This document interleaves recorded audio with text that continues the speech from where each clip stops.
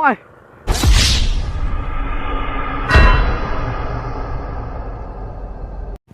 สบายดีท่านผู้เบิ่งมื้อนี้เฮาก็พากันมาตัดข้าวอีกแล้วนี่ Nope มาเบิ่งเพื่อพี่เพื่อน้องจากเบิ่งวิธีเอาเครื่องตัดหญ้าตัดข้าวนี่นะตัดข้าวโดยใส่เครื่องตัดหญ้านี่สิเป็นจังไดฝากกดไลค์กดแชร์กด Subscribe หน่อยเด้อใครที่เข้ามาเบิ่งคลิปนี้ก็ได้เป็นกำลังใจให้กันไปเบิ่งเลยนี่พี่น้องรถตัดมาก็ไปตัดเลย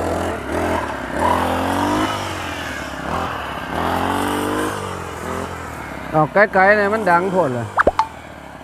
นี่จุดจวดรถเนี่ย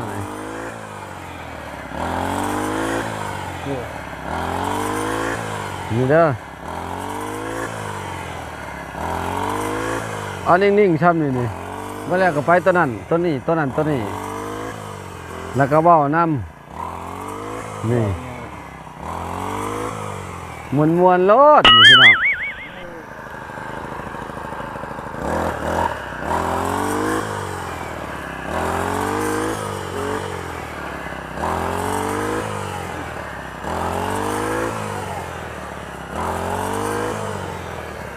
นี่อีกหน่วยหนึ่งพี่น้องนี่กดสตาร์ทแล้ว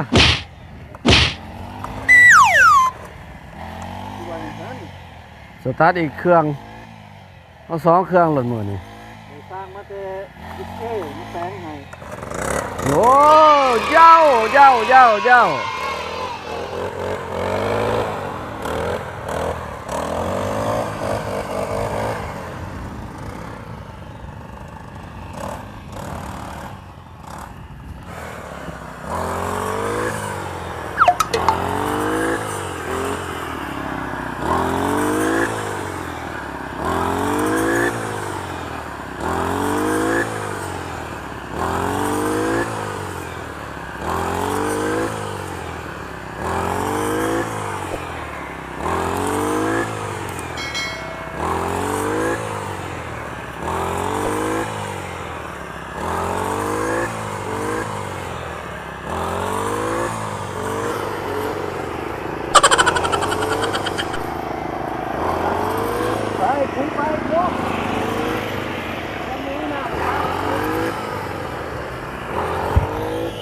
นี่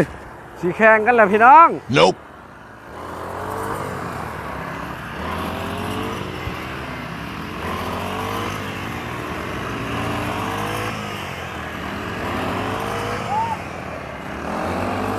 นี่3เครื่องพี่น้องพุ่นอ้าวมือนี่ซ้ำสีจวดแล้วนี่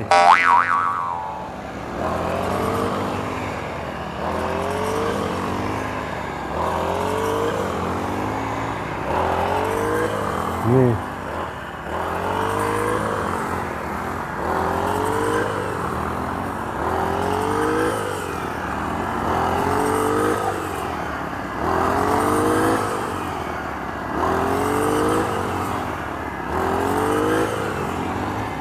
ขออภัยเด้อพี่น้องเด้อมันอยากล้มแน่หมดนี่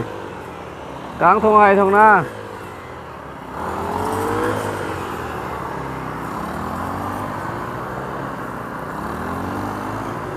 ทงนี่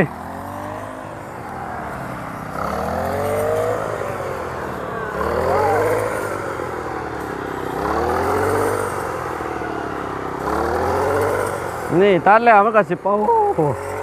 เลี้ยนแถวกันงามขนาดที่นั่งเลยพูดดีนี่แห้งเห็ดงามพูดดีพูด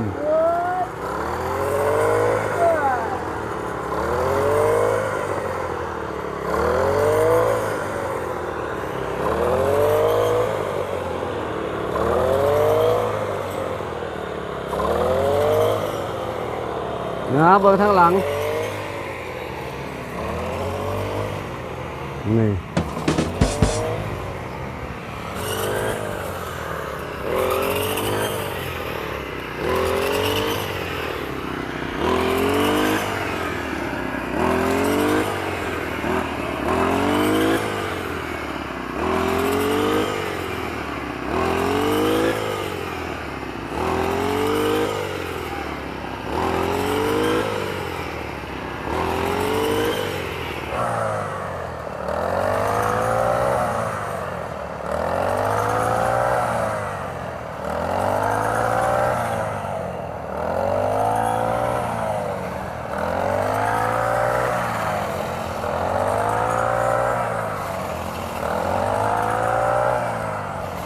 ล้มขนาดโอ้ย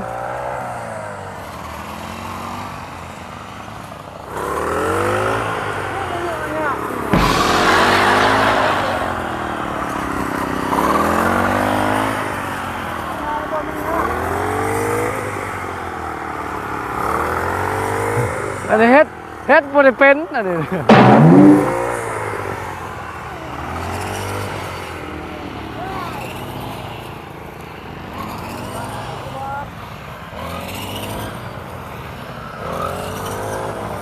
นี่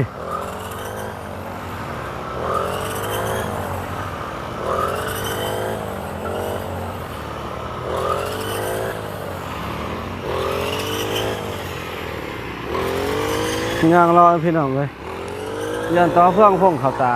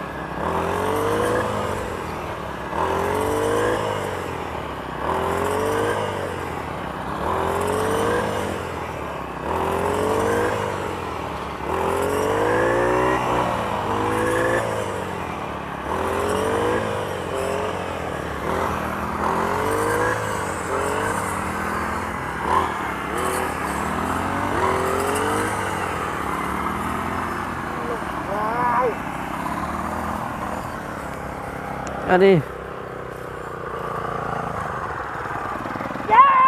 เร็วห้อยไม่ยั้งบาดดิ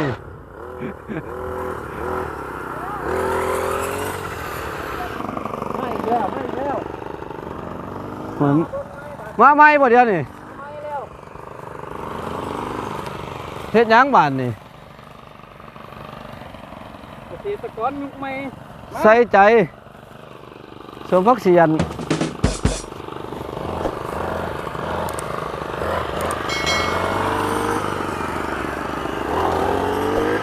แข่งกันแล้วเจ้า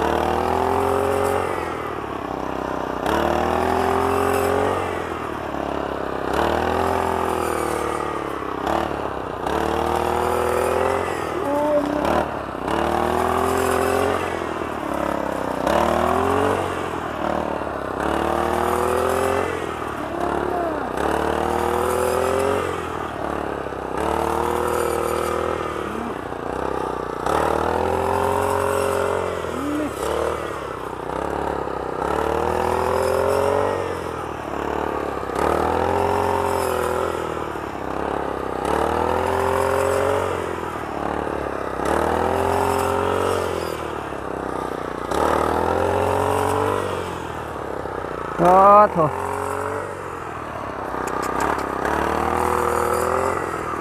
เรื่องละบานเพิ่น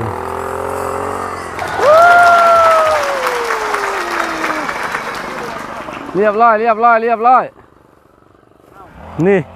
บาดแล้วเบิดนี่นี่เลี้ยนแถวกันขักวันหยังมาแล้วนี่เด้อสิให้เบิ่งคักนี่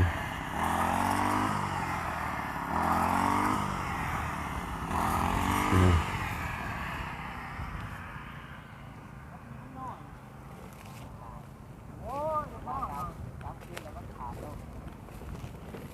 นี่สำหรับคลิปนี้ก็จบเพียงส่ำนี้แหละพี่น้องเลย